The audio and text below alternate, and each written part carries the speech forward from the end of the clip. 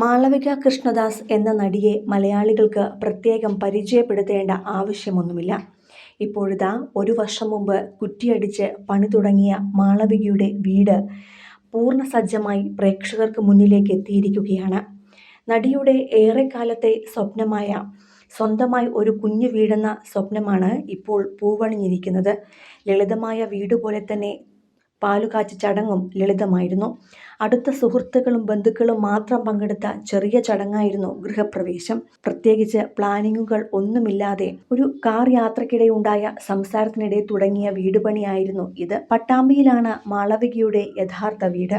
എങ്കിലും ഒറ്റപ്പാലത്താണ് കൂടുതൽ ബന്ധുക്കളെല്ലാം ഉള്ളത്. കുട്ടിക്കാലം മുതൽക്കേ ഇവിടേക്ക് വരാൻ മാളവികയ്ക്ക് വലിയ ഇഷ്ടവുമായിരുന്നു.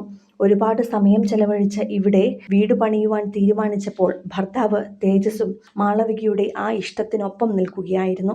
2 ബെഡ്റൂമും ഹാളും ഒരു അടുക്കളയുമുള്ള ചെറിയ വീടാണിത്.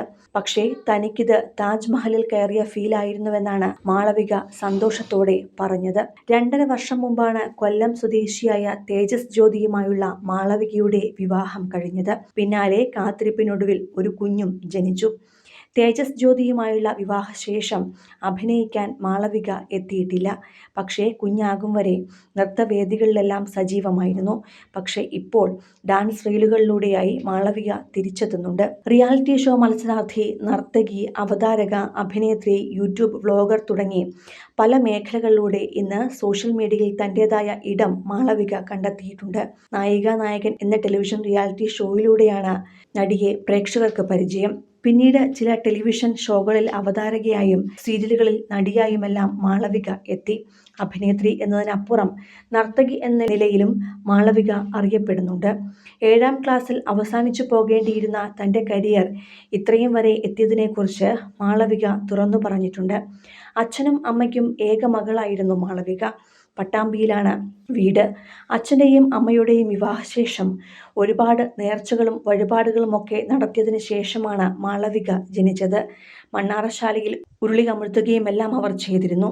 മാളവികയ്ക്ക് 11 വയസ്സുള്ളപ്പോൾ സംഭവിച്ച അച്ഛൻ്റെ മരണം പെട്ടെന്നായിരുന്നു. ഇനി അടുത്തത് എന്താണെന്നുള്ള ചിന്തയായിരുന്നു പിന്നീട് അമ്മയ്ക്കും മകൾക്കും. കുറച്ചുകാലം അച്ഛൻ്റെ മെഡിക്കൽ ഷോപ്പ് മുന്നോട്ട് കൊണ്ടുപോയി. പിന്നീട് അത് നിർത്തി ആ കെട്ടിടം വാടകയ്ക്ക് കൊടുക്കുകയായിരുന്നു. സാമ്പത്തികപരമായിട്ടുള്ള ഒരു ബുദ്ധിമുട്ടുകളും അമ്മ അന്ന് മകളെ അറിയിച്ചിട്ടില്ല. അച്ഛൻ്റെ മരണശേഷം പലയിടത്തു നിന്നായി ഏകദേശം 15 ലക്ഷത്തോളം രൂപ വരെ കിട്ടാനുണ്ടായിരുന്നു. എന്നാൽ അതൊന്നും ഇതുവരെ തിരികെ കിട്ടിയിട്ടുമില്ല. കൂടുതൽ സിനിമ, സീരിയൽ, ചാനൽ വാർത്തകൾക്കും നിങ്ങളുടെ പ്രിയപ്പെട്ട താരങ്ങളുടെ എക്സ്ക്ലൂസീവ് അഭിമുഖങ്ങൾക്കുമായി സബ്സ്ക്രൈബ് ചെയ്യാൻ മറക്കല്ലേ.